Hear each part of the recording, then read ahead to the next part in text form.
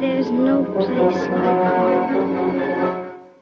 Hola a todas y bienvenidas a la pildorita feminista de esta semana. Siento mucho que la semana pasada no tuviésemos, estaba totalmente muerta por la gripe. De todas maneras, y tal como os comenté en el vídeo de la semana anterior, hoy vamos a hablar de la problemática del hijab dentro del feminismo blanco occidental. Porque parece que las feministas blancas occidentales tenemos algún problema con que las mujeres se tapen la cabeza con un pañuelo. Siempre que estas mujeres vengan de otras culturas, claro, si son de la nuestra pues ya nos parece más normal. Parece que en Occidente pensamos que por haber nacido en el primer mundo estamos más liberadas o que, no sé, por alguna razón que nosotras podamos maquillarnos, depilarnos, o utilizar tacones, lo podemos ver como una manera de reivindicar esos instrumentos que el patriarcado ha utilizado en nuestra contra para nuestra lucha, pero no podemos entender que una chica musulmana decida utilizar el hijab o decida utilizar cualquier otro elemento de su religión y su cultura para reivindicar su propia lucha, ¿no? Porque, en fin, en Occidente tenemos un problema con ese tipo de cosas, ¿no? Tenemos una tendencia a pensar que todo nuestro contexto es completamente laico, es completamente inocuo, es neutral, por decirlo de alguna manera, y se nos olvida que antropológicamente hablando no hay ningún contexto que sea neutral. Nosotras tenemos una carga judeocristiana increíblemente potente, no hay absolutamente nada de lo que hagamos que no tenga un cierto significado religioso, y bueno, presuponer que vivimos en un mundo laico es mucho presuponer. En fin, algún día hablaremos del significado religioso que tiene algo como ponerse vaqueros, pero no será hoy.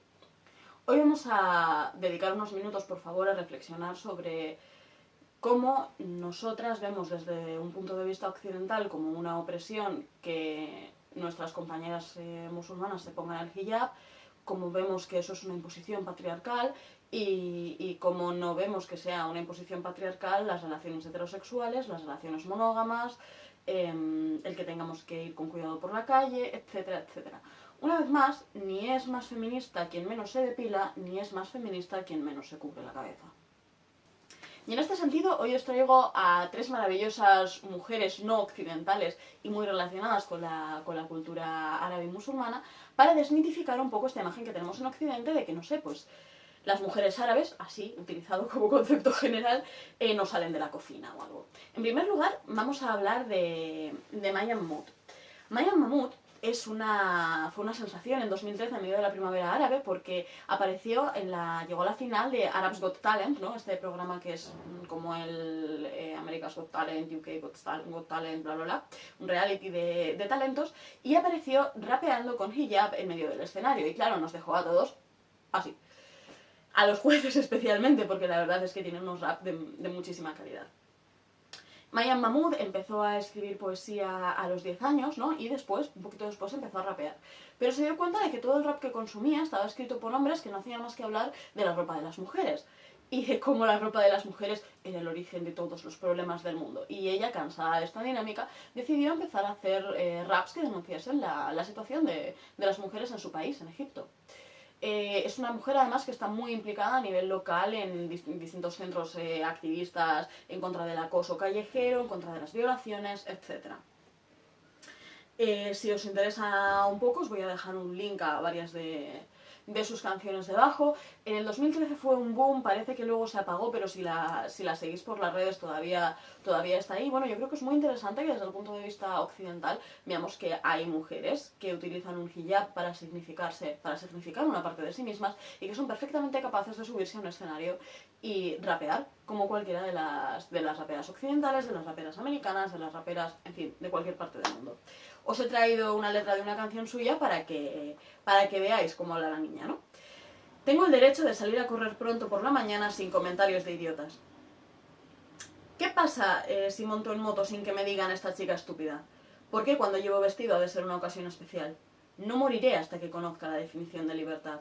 Incluso antes de que sea mi derecho, mi libertad es vuestro deber. A mi padre, a mi hermano, a mi marido, respetadme. Y bueno, una vez más, aquí tenemos a una mujer hablando de liberación y llevando hijab. Yo sé que al feminismo occidental ahora mismo le está dando un telele. Nuestra siguiente invitada hoy es Nejma, el nombre que decidió colocarse la autora de un libro que se llama La almendra. La almendra yo creo que es una de las mejores maneras de romper mitos sobre las mujeres musulmanas, ¿no? Porque en Occidente tendemos a pensar que tenemos el monopolio de todo. Entre otras cosas, las feministas occidentales pensamos que tenemos el monopolio de la liberación sexual, ¿no? Que allá por los 70 o así le descubrimos al mundo lo que era el clítoris, lo que eran los orgasmos múltiples y la eyaculación femenina. Como si en otros lugares del mundo durante muchísimo más tiempo y sin haber tenido que liberarnos del yugo victoriano, no supiesen perfectamente qué es la eyaculación femenina, no se hubiese considerado sagrada, en fin. La sexualidad de las mujeres occidentales ha estado reprimida durante muchísimos siglos. Y yo sé que estamos súper contentas de habernos podido liberar, ¿vale? Pero es que hay mujeres liberadas en otros países y, en fin, Nechma nos demuestra que, que ella es una mujer sexualmente muy liberada porque escribe este libro, La almendra, que es uno de mis favoritos de la literatura erótica, desde un lugar absolutamente carnal y absolutamente dedicado a su propio disfrute y a su propia satisfacción. Y yo creo que es muy liberador para nosotros como occidentales el poder leer a una mujer de una cultura que normalmente asumimos totalmente sumisa y totalmente entregada al placer de terceros, hablar de su sexualidad como habla Nechma, ¿no? La protagonista, Badra, nos relata su peregrinaje, su vida, desde que a los 10 o 11 años empieza a experimentar con el sexo en su Marruecos natal, hasta que llega a los 50 y está viviendo en Tánger. Para picaros un poquito y que lo compréis, os voy a dejar el link abajo, he traído una cita del prólogo, ¿vale? Puesto que yo, Badra, declaro no tener otra certeza que esta. Soy yo quien tiene el coño más precioso de la tierra, el mejor dibujado, el más opulento, el más profundo, el más cálido, el más baboso, el más ruidoso, el más perfumado, el más cantarín, el más aficionado a las pollas cuando las pollas se hierguen con arpones. Tendréis que echarle un vistazo. Y para terminar, nos vamos a ir a Argelia. En Argelia vamos a hablar de una de las pintoras más fundamentales del país. De hecho, es tan importante para la historia del país que sus obras y ella habitualmente han salido en sellos y en otros objetos cotidianos, porque vamos a hablar de Baya Mayedin. Baya Mayedin, cuyo nombre real es Fatima Haddad, fue una niña que no lo tuvo nada fácil cuando estaba creciendo. A los 5 años murieron sus padres y a los 10, después de que la cuidase su abuela una temporada, entró a servir en la casa de una artista francesa, Marguerite Camina, que al descubrir la facilidad que tenía la niña y el talento artístico innato, digamos, ¿no? Porque ella esculpía figuritas de barro, la animó a probar otros medios y a descubrir otras maneras de expresarse artísticamente. Y ahí fue cuando Baya Mayedin se encontró con la pintura, que sería su forma de expresión favorita a partir de entonces. Vamos a hablar, ¿no? Porque parece que si una artista femenina no ha tenido relevancia para los artistas varones, y aún más que si una artista no occidental no ha tenido relevancia en Occidente, no nos interesa. Vamos a hablar de cómo influenció Baya Mayedin en las carreras de dos grandísimos artistas occidentales, el misoginísimo Picasso y el no menos misógino André Breton. Picasso pasó unos meses trabajando con ella y acabó tan fascinado después de esta experiencia que pintó la serie de mujeres argelinas. André Breton, por otra parte, la llegó a incluir en su exposición Detrás del espejo y de hecho escribe sobre ella en el catálogo de esta exposición. Como podéis ver, parece una mujer bastante interesante.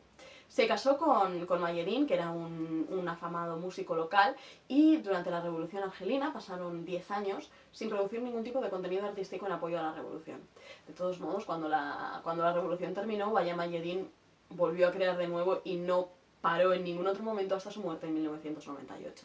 Cuando vemos la obra de Baya, ¿no? Lo que vemos son un montón de colores, de formas florales, que tienen mucho que ver con el mundo que a ella le había rodeado desde niña, ¿no?